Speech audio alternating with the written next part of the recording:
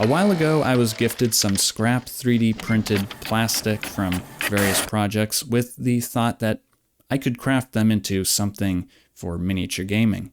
Naturally, I use those scraps to craft something miniature. Easy peasy bits and greeblies. In this video, I turned paperboard and plastic scraps into a miniature sci-fi turret, cannon, gun, emplacement thing for sci-fi miniature gaming. Good day or night to you, and welcome to the Gaming Tome. This is the piece of scrap in question, the origin of the project, the seed of inspiration. Actually, it is a couple of pieces glued together with I don't know what. I like the overall shape though. The profile of the piece already resembles the top of an Imperial turbolaser from Star Wars. Yes, they are, in fact, called turbolasers. You know, those things on Star Destroyers and the Death Star, those turrets. Those are turbolasers. I like Star Wars and I think the turbolasers look cool, so I will aim to make something that kind of looks like that. Mine will have a better name though. I will call it the Super Cannon.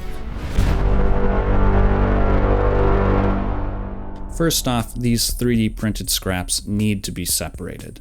The bottom block has to go. I can build a replacement out of paperboard that will give me more control over the shape of the model. The legs on the black piece also have to go. I like this red plastic piece, but I think it will look better elsewhere. I need to build a new body for the plastic bits to attach to. I turn to my box of scrap 3mm paperboard pieces.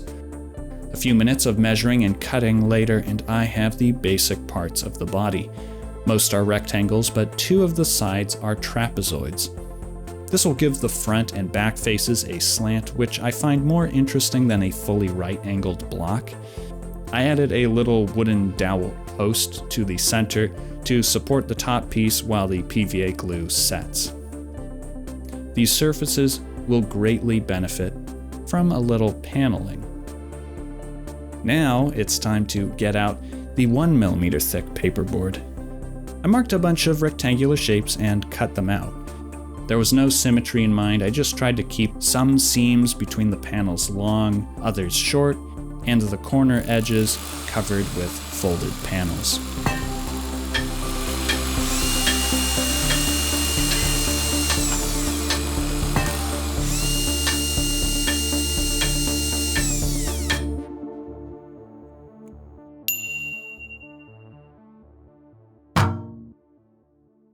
I hot glued the black plastic piece on top. There's a little too much space to the left and right of this piece. I carved some quick and dirty bevels into a square piece of wooden dowel and glued those on the sides. I don't like the empty space between the base of the cannon's barrels. I covered that up with some more paperboard. I want the red plastic piece on the back of the model because it looks like it could be an exhaust port or some sort of heat sink. The trapezoidal cutout on one side of the red piece gave me an idea to make this the opening where a set of power cables enter the device. I grabbed this strange rectangular plastic bit from my scrap bin and trimmed off this lip to open it up. I attached this to the back of the model as a cable routing box. Plastic-coated electrical wire can stand in for hefty power cables in miniature scale. I cut 5 pieces and hot glued them in the newly attached vertical box on the back. This cannon is ready for paint. Priming the model is important, especially the plastic components. This will help the following layers of paint adhere to the model. This primer is designed for an airbrush, but it can also be applied with a normal paintbrush. Full coverage is not necessary. A thin, messy coat will do. With the primer dry, the whole model gets a coat of dark gray. The follow-up is a quick overbrushing of lighter gray. Here I paid for my carelessness. The light gray paint made it in between the panels where I did not want it. I should have gone for slow, deliberate, full coverage on the panels rather than big brush, wide stroke me paint good mode. All was not lost. Didn't have to start over. I found a interesting little way to fix that at the end. The idea that the back section could be a heat sink led me to try a coat of copper paint. Copper is a great conductor of heat, and maybe the civilization that built these cannons could afford giant solid copper heat sinks. I also went with the exhaust route and painted the inside white with some blue on the edges, like there's some glow coming from inside.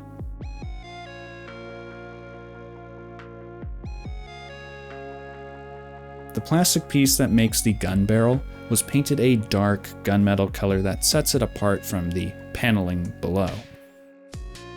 It had only been about 10 minutes when I changed my mind on the copper heatsink. Sure, it adds contrast, but it really draws the eye away from the massive twin barrels of this gun. If anything, those should be the first thing you see, so I repainted the heatsink with the same dark gunmetal color. I had a similar debate with myself regarding the power cables. Initially, I wanted to make them all sorts of colors, but again, that would be kind of a distraction. Also, I plan to use this for 28mm miniature gaming, so that scale would make this a pretty big machine. At that scale, I don't think color coding cables is that useful anymore. Heck, it might not even be useful for the rebels that are trying to sneak into the base and take out this turret. Command, do I cut the red cable or the blue cable? Soldier, cut the yellow cable.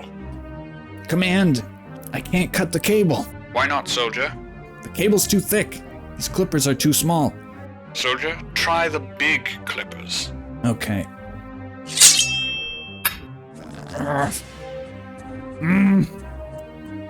Command, it still won't cut. Huh. Usually the big clippers do the trick. Can't we hack the system or blow up this cannon with a bomb or something? Soldier, have you tried the turbo clippers yet? The paint job is almost done. Black and brown wash was applied to the entire model. This helped break up those wide swaths of gray by adding grimy patches and stains. I put a little extra black wash on the barrels for some darker stains. The last step is a corrective one. Remember earlier when I went too far?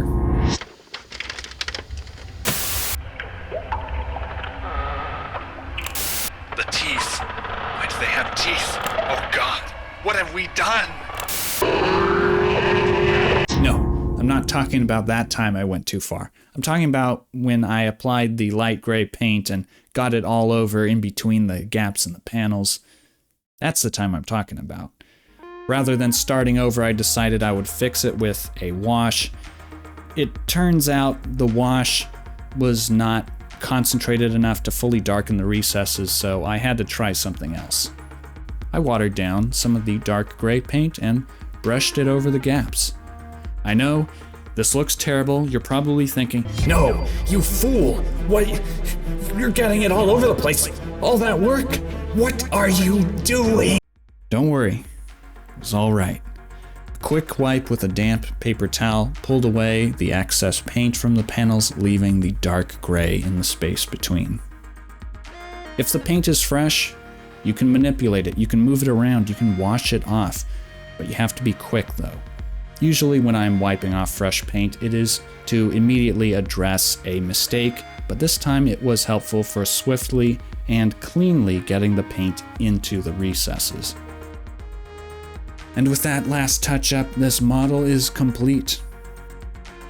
Behold the super cannon. Not only is it a heavy-hitting launcher of great big balls of plasma, it has also kept some 3D printed scrap plastic out of the trash. Good job, Super Cannon. You are saving the environment while demolishing enemy starships that enter Imperial airspace. This will make for an interesting piece of scenery for sci-fi miniature gaming. This cannon would be right at home on a futuristic military outpost table. It could go on top of buildings, such as towers, or alongside a courtyard or runway. Thank you for watching. If you enjoyed the video, leave a like. If you did not, then tell me why. If you want to see more content, then advance the super cannon's capacitors to full charge. Take aim at the starship of the approaching Subscribulon fleet. Hold. Hold. Fire.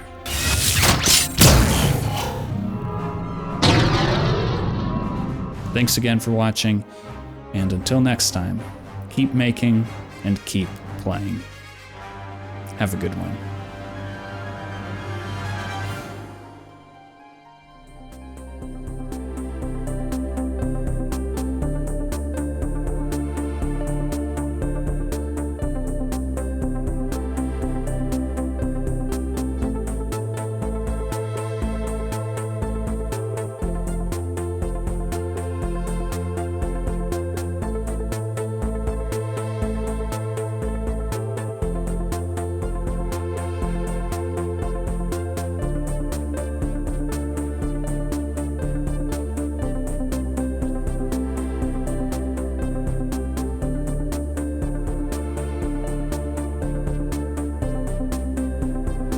Command, I can't cut these cables anymore. Why not? Because in the process I cut my own hands off.